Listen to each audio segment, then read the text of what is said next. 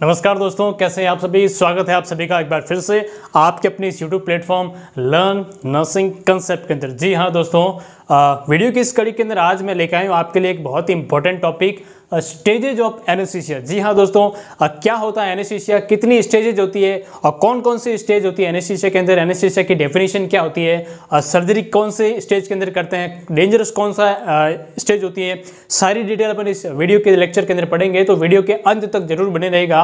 वादा करता हूँ आपसे कि आप एक बेस्ट चीज़ यहाँ से लेके जाएंगे और बेस्ट मटेरियल आपको सीखने को मिलेगा और एक अच्छी क्वालिटी स्टडी का कंटेंट हम यहाँ पर मिलकर डिस्कस करेंगे। तो उम्मीद करता हूँ वीडियो आपको अच्छा लगेगा और बने रहेगा एंड तक।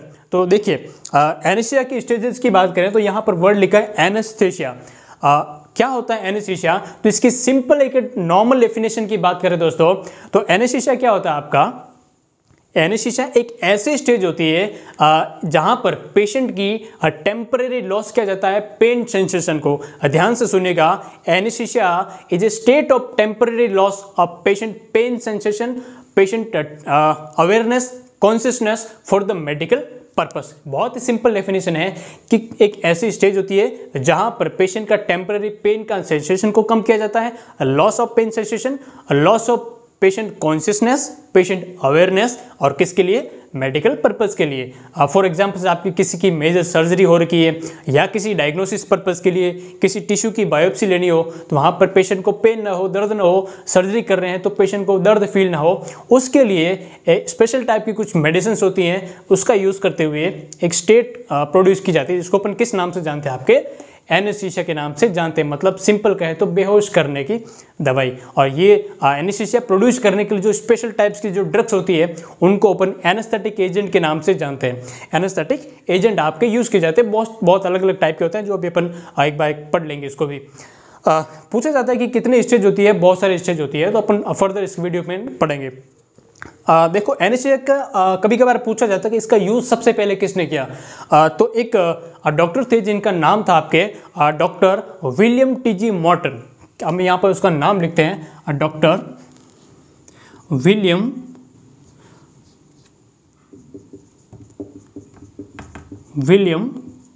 टी.जी. मॉर्टन। ये क्या थे, आपके एक डॉक्टर थे।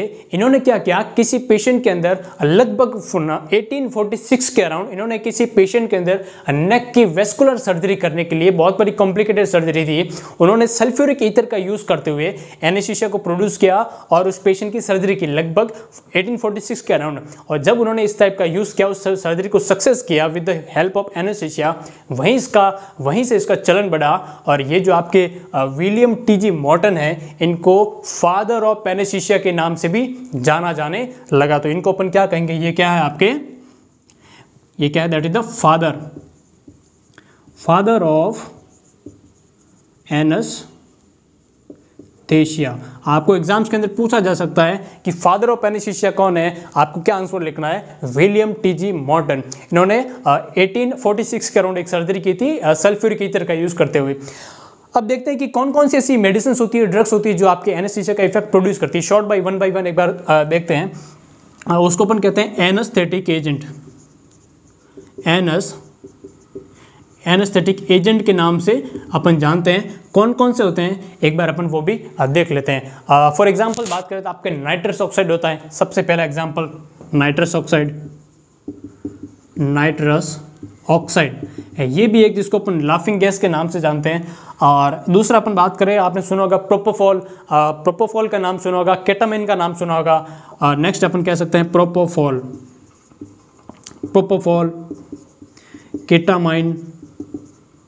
केटामाइन, और अपन कह सकते हैं इटोमाइडेट। अच्छा, ये जो कॉमन नाम होते हैं, आपने सबसे फेमस नाम सुने होंगे आइसोफ्लोरेन, सेवोफ्लोरेन, डेस्फ्लोरेन और हालोथेन। सबसे फेमस नाम होते हैं आपके, क्या होते हैं, दैट्स द आइसोफ्लोरेन। हम लिखते हैं आइसोफ्लोरेन हो गया, सेवोफ्लोरेन हो गया, सेवोफ्लोरेन,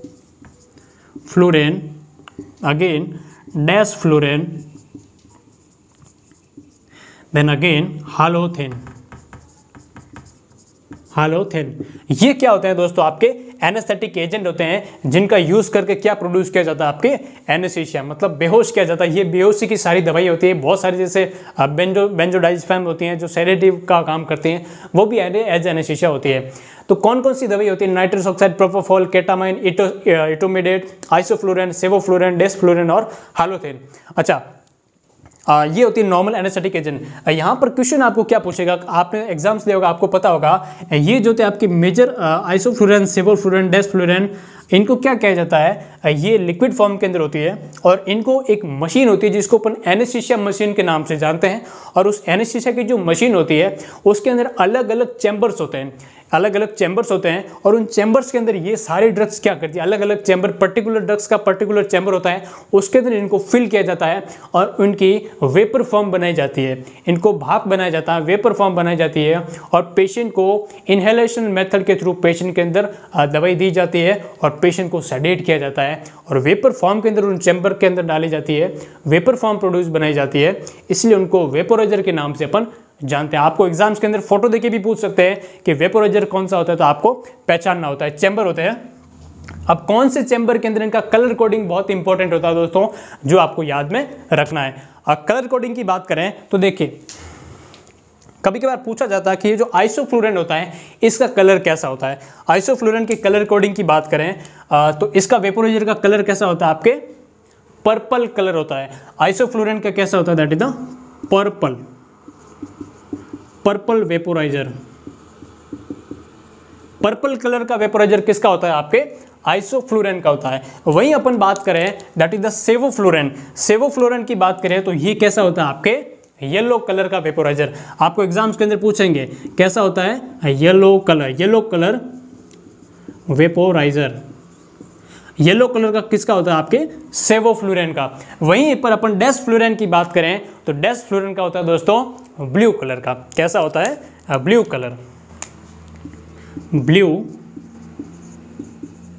कलर वेपोराइजर।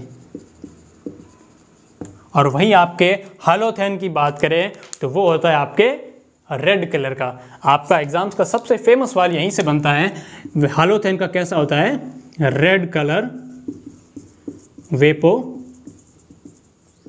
तो ये आपके एग्जाम्स के फेमस सवाल होते हैं। 1 बाय 1 आपके सबके क्वेश्चन पूछे जाते हैं, फोटो देकर पूछ सकते हैं, जो आपको याद रखने हैं कि इनका कलर कोडिंग बेसिकली क्या होता है। अब अपन देखते हैं कि अलग अलग एनेस्थीसिया की कौन कौन सी स्टेज होती है। ये जब मेडिसिन पेशेंट को दी जाती है तो पेशेंट किन किन स्टेज से होकर गुजरता है, वो अपन एक बार मेन टॉपिक देखते हैं। तो अभी हमने देखा कि कौन कौन से एनेस्थेटिक ड्रग्स होती हैं, उनके अंदर डिटेल से हमने देखा कि नाम पढ़े। अच्छा, जो प्रोपोफॉल होता है वो आपके व्हाइट कलर का होता है, ये भी आपको ध्यान में रखना है। एक व्हाइट कलर की वाइल आती है, उसके अंदर क्या आता है, आपका प्रोपोफॉल का कलर कैसा होता है, व्हाइट कलर। अब अपन देखते हैं कि कौन कौन सी एनेस्थीसिया की स्टेज होती है, किन किन स्टेज से पेशेंट को गुजरना होता है जब ये पर्टिकुलर ड्रग्स पेशेंट को दी जाती है या सर्जरी किसी पेशेंट की करते हैं। तो सबसे पहला क्वेश्चन अगर आपको पूछे कि एनेस्थीसिया की स्टेज कितनी होती है, तो आपको आंसर देना है 4 स्टेज होती है। तो पहला क्वेश्चन आपके बनता है एनेस्थीसिया की कितनी स्टेज होती है, that is the 4 stage. 4 stage होती है आपके एनेस्थीसिया की। अब कौन कौन सी होती हैं, 1 बाय 1 अपन देखने की कोशिश करते हैं। फर्स्ट स्टेज की अपन बात करें दोस्तों, तो पहली जो एनेस्थीसिया की स्टेज होती है उसका नाम होता है आपके स्टेज ऑफ एनाल्जेसिया। क्या बोलते हैं उसको, stage of analgesia. Stage of analgesia के नाम से इसको जाना जाता। अब देखो इस स्टेज के अंदर क्या होता है, जैसा कि नाम से पता चल रहा है एनाल्जेसिया। एनाल्जेसिया क्या मतलब होता है, पेन रिलीफ। तो अगर किसी पेशेंट को एनेस्थीसिया दिया जाता है तो अगर वो फर्स्ट स्टेज के अंदर क्या होता है, पेशेंट के अंदर जो बॉडी के जो पेन्स होते हैं, दर्द होता है, उसके अंदर पेशेंट को रिलीफ मिलना स्टार्ट हो जाता है। तो इसकी स्टेज के अंदर क्या होगा, यहाँ पर डिक्रीज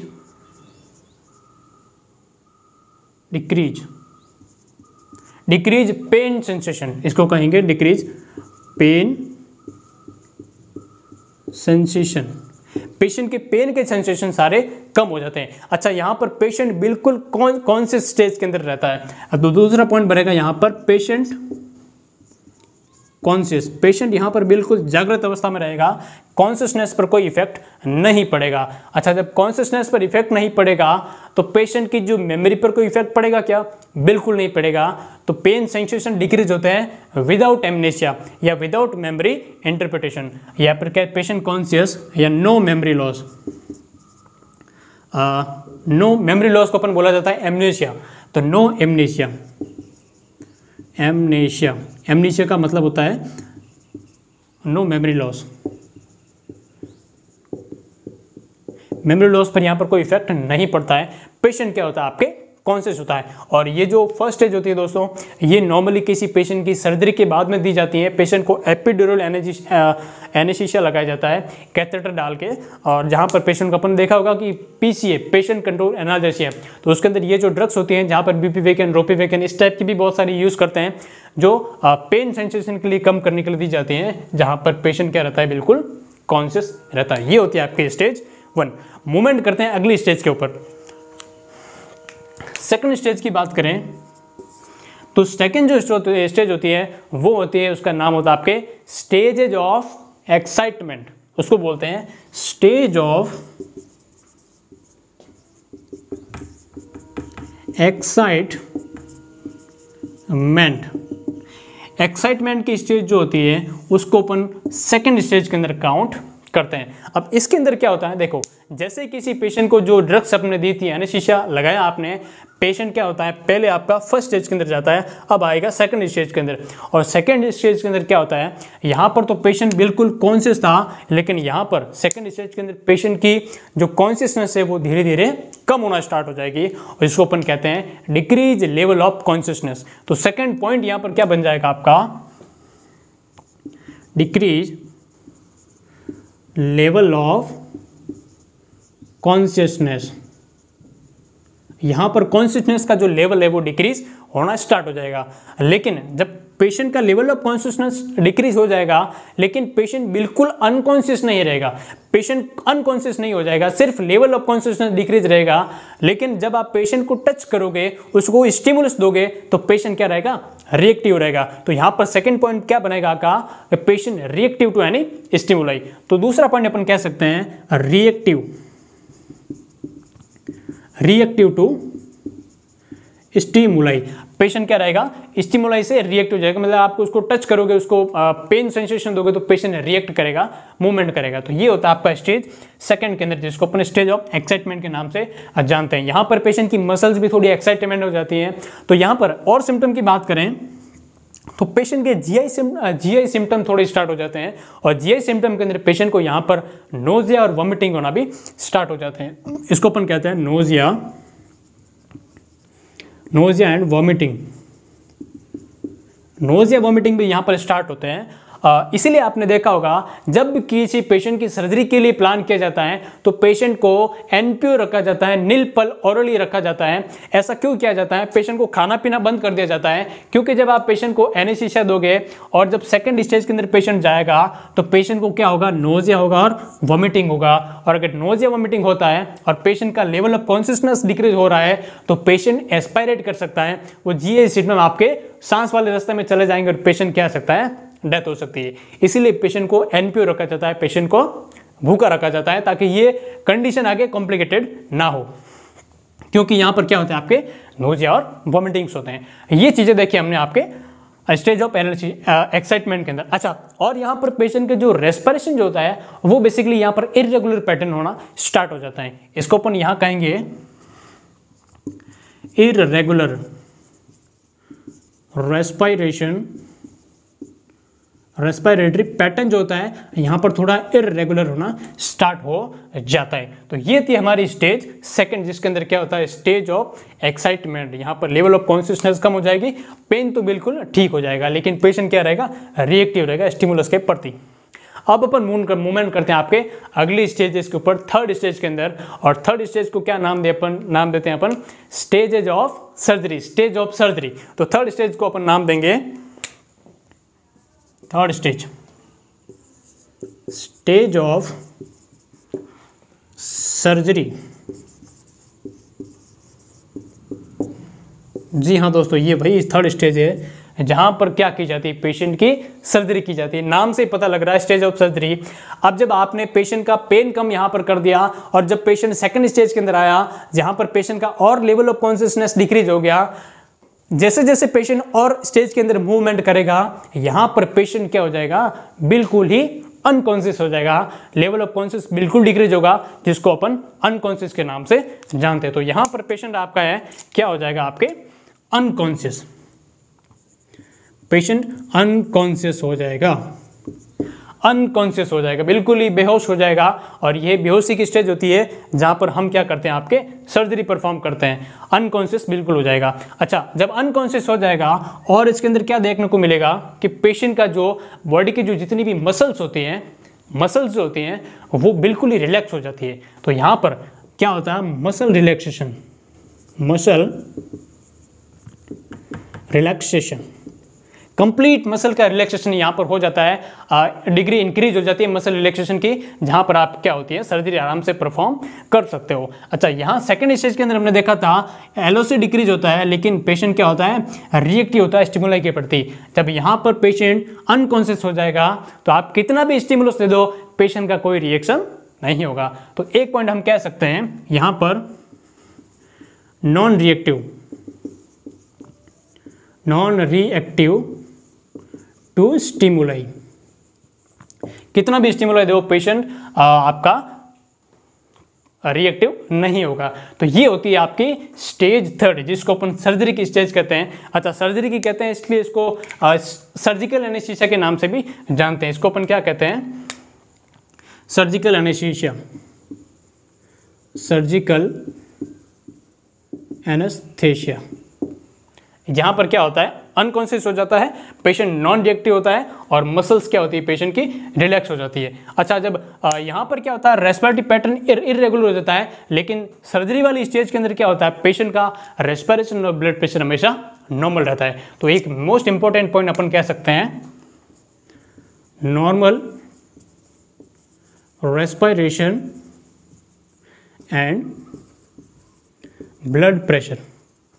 यहां पर बीपी और रेस्पिरेशन क्या रहेगा, आपके नॉर्मल रहेगा।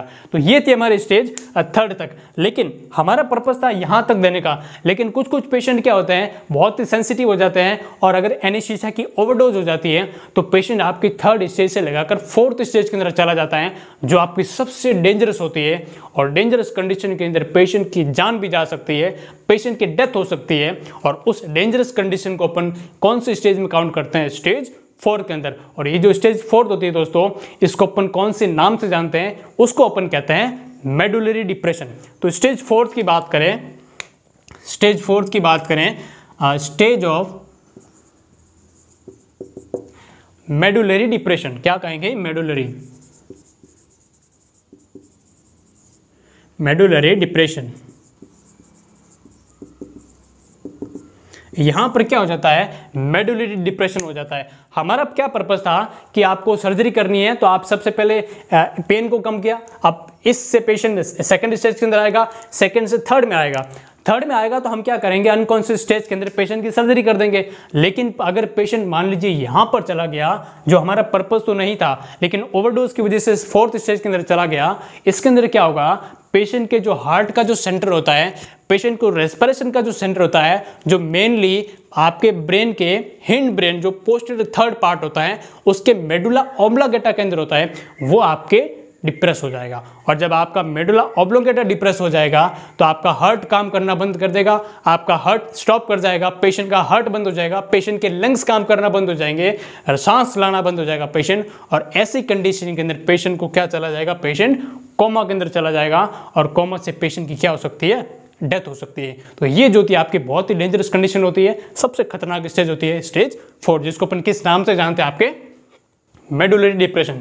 इसके अंदर क्या होता है, यहाँ पर डिप्रेस, हम सबसे पहले लेकिन यहाँ पर डिप्रेस हो जाते हैं, depress cardiovascular and respiratory centre. Medulla oblongata के अंदर कार्डियोवैस्कुलर रेस्पिरेटरी सेंटर होते हैं, वो डिप्रेस हो जाएंगे तो पेशेंट क्या चला जाएगा, आपके कोमा के अंदर चला जाएगा। और कोमा अगर खतरनाक सीवियर होता गया तो यहाँ पर पेशेंट की क्या हो सकती है, डेथ भी हो सकती है। तो ये होती है आपके सबसे डेंजरस स्टेज, इसको अपन कह सकते हैं डेंजरस। ये आपके डेंजरस स्टेज होती है। तो आपने देखा कि पहली स्टेज के अंदर पेन कम हुआ, सेकंड के अंदर आपके थोड़ी लेवल ऑफ कॉन्शियसनेस डिक्रीज हुई, थर्ड स्टेज के अंदर हमने सर्जरी एनेस्थीसिया दिया जिसको सर्जिकल एनेस्थीसिया के नाम से जानते हैं, और अगर कोई पेशेंट ओवरडोज की वजह से फोर्थ स्टेज के अंदर जाता है उसको मेडुलरी डिप्रेशन के नाम से जानते हैं, जो आपके सबसे खतरनाक होता है। अब जब पेशेंट की सर्जरी की जाती है तो सर्जरी बंद होने के बाद में, सर्जरी कंप्लीशन के बाद में पेशेंट थर्ड स्टेज से आपके सेकंड स्टेज के अंदर जाएगा, सेकंड स्टेज से फर्स्ट के अंदर जाएगा, और फर्स्ट से क्या हो जाएगा, पेशेंट कॉन्शियस हो जाएगा। लेकिन अगर ये नॉर्मल फिनोमेना होता है, लेकिन मान लो अगर पेशेंट फोर्थ स्टेज के अंदर चला गया तो इससे ऊपर जाने का रास्ता बंद हो जाता है दोस्तों, इससे फिर नीचे जाने का रास्ता स्टार्ट होता है, और इससे नीचे क्या होता है, अल्टीमेटली डेथ होती है। तो अगर कोई पेशेंट फोर्थ स्टेज के अंदर चला जाता है वो उसका वापस सर्वाइव करना बहुत ही इम्पॉसिबल रहता है। तो ये होती है आपके स्टेजेज ऑफ एनेस्थीसिया। कौन कौन सी होती है, फर्स्ट सेकंड थर्ड होती है, 4 स्टेज पड़ते हैं, एनाल्जेसिया वाली स्टेज, एक्साइटमेंट वाली, सर्जिकल एनेस्थीसिया और मेडुलरी डिप्रेशन वाली। तो ये एक छोटा सा लेक्चर हमने एनेस्थीसिया की स्टेजेज ऊपर लिया है। अगर आपको अच्छा लगा है, उम्मीद करता हूँ आपको लेक्चर अच्छा लगा होगा, अगर आपको अच्छा लगा है तो बने रहेगा चैनल के साथ में, जुड़े रहेगा चैनल के साथ में, और वीडियो को मैक्सिमम लोगों तक जरूर अप्रोच कराएं, क्योंकि सरस्वती के भंडार की यही खासियत होती है, जितना ज्ञान को बांटा जाए उतना ज्ञान क्या होता है, हमेशा बढ़ता जाता है। हंसते रहें, सीखते रहें, मस्त रहें। मिलते हैं अगली वीडियो में, तब तक के लिए जय हिंद, जय भारत, धन्यवाद।